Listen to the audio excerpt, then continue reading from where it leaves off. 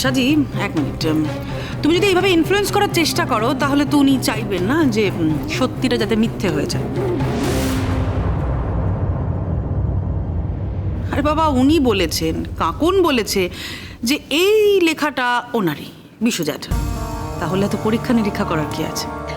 হ্যাঁ সাজি, মানে তোরা যাকে মামনি বলে ডাকতিস, মায়ের থেকে বেশি শ্রদ্ধা করতিস, তার নামে এত কেচ্ছা কেলেঙ্কারির ব্যাপার আমরা সবাই জেনে গেছি। এখন তো আর কিছু করার নেই না মা, এখন তো অ্যাকসেপ্ট করে নিতে হবে, মেনে নিতে হবে।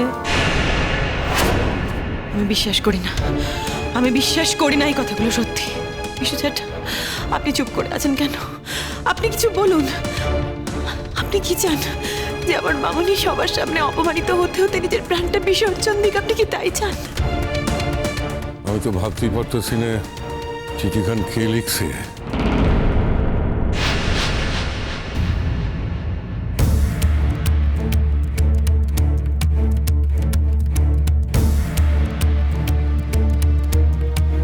এই চিঠিতে হাতের লেখা কার? আমার হাতের লেখা কপি করছে। এই চিঠি আমি পাঠাই নাই। আমি তো সাধারণ কুশল কথা লেখা পাঠাইছিলাম।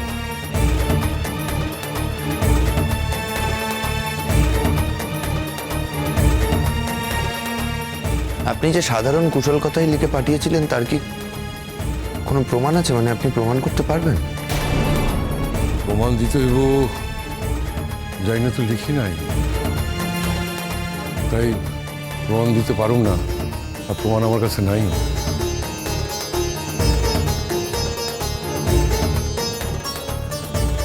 তো এখন বুঝতে পারতেছি বাসার সকলে কেন এমন মারমুখী হয়ে পড়ছিল।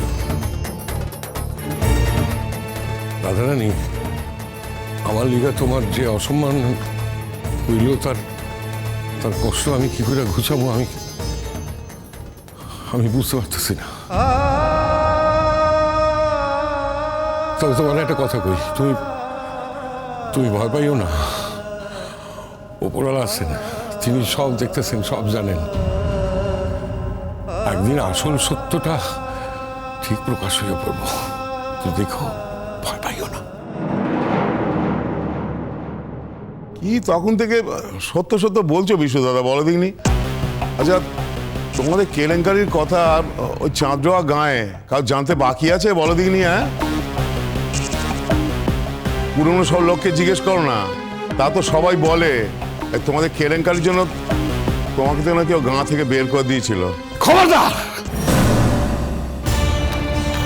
খবরদার, তুমি তোমার সীমা ছাড়া যেতেছ। রাধারানী আমার কাছে দেবিল্লা খান। আমি ঈশ্বরের রূপ দেখি নাই। আমি রাধারানীর কল্পনা করে মায়ের মুখ করছি। তুমি আমার মায়ের অপমান করতেছো। তাদের অপমান করার কোনো ক্ষমতা তোমার নাই, তোমার অধিকার নাই। আমি তোমার জিওয়া তাই না ছিঁড়া ফেলামো।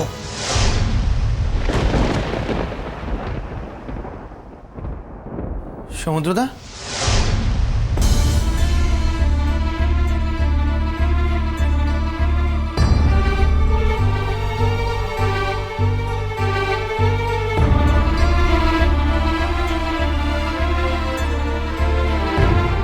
সমুদ্রদা, ওই লোকটা এখানে আসবে বলে কি তুমি আমাদের ডেকেছিলে?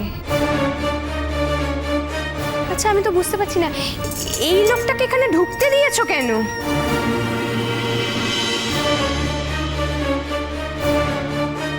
তুমি কি জানো না সমুদ্রদা, এই লোকটা যেখানে ঢোকে সেখানে সর্বনাশ করে তবেই ছাড়ে।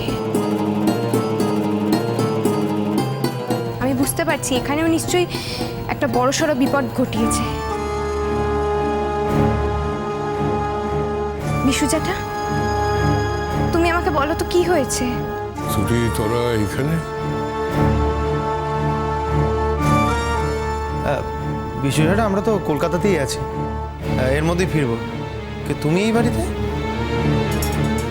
বিশুজাটা, তুমি ওই লোকটার সাথে কেন এসেছো? ওই লোকটা তোমাকে কি বলেছে বলো তো? শয়তানটা এমন শয়তানি করবো আমি তো স্বপ্নেও ভাবতে পারি নাই।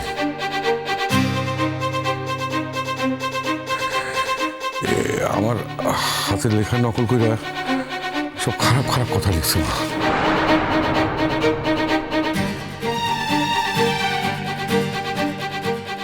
আমি কি করে রাধারানীর মুখ দেখাইব আমি তো বুঝতে পারতেছি না। তুমি এমন করে কথা কেন কইছো বিশ্বদাদা? তুমি কেন আমার কাছে মুখ দেখাতে পারবে না গো বিশ্বদাদা? আমি তো জানি যে তোমার সঙ্গে আমার কি সম্পর্ক খানা। আমি তো জানি বিশ্বদাদা যে তুমি কতখানি নির্দোষ। আর হেতা দাঁড়ে সবাই যে আমাকে এত অপমান করতেছে, এত প্রশ্ন করতেছে, তারা কি নিজেকে একবারও প্রশ্ন করে দেখেছে যে আমাকে প্রশ্নগুলো করা যায় কিনা?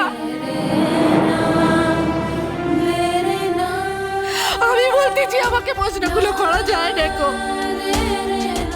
এদের কোনো অধিকার নেই আমাকে কোনো প্রশ্ন করার।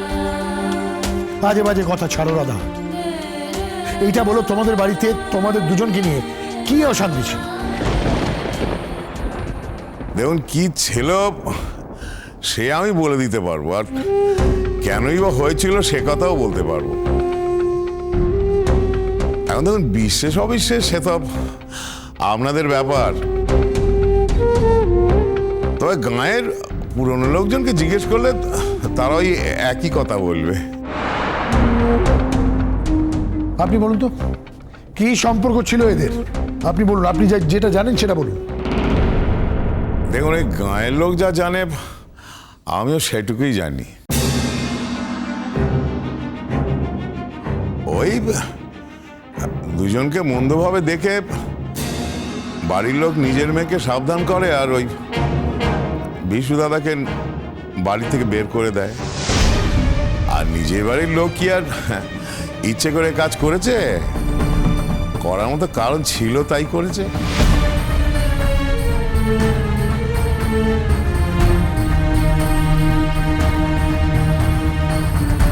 নিশ্চয়ই কারণ আছে, আর সে কারণ আমার জানা।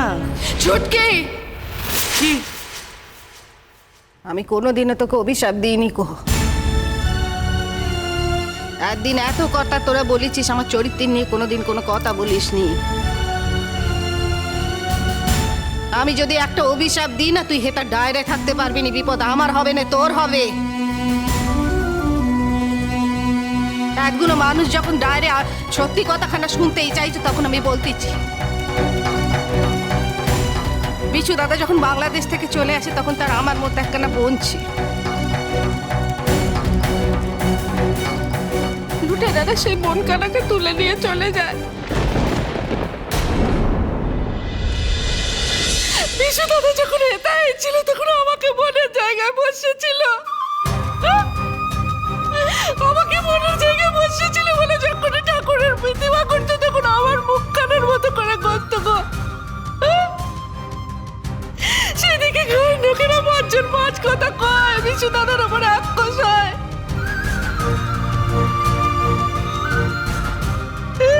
তাকে মারধর করবে বলে আমার বাড়ির লোক তাকে বলে ঘর ছেড়ে চলে যেতে।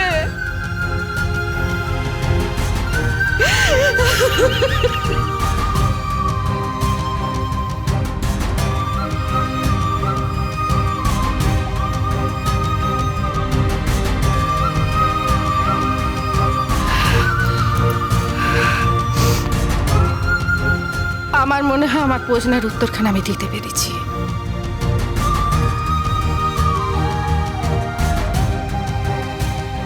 আর তোমাদের সকলের সামনে আমি কোনো কথা বলতে চাইনি গো। মামনি, তোমার এই অপমানের জবাব আমি ঠিক ফিরিয়ে দেবো ভাবছি।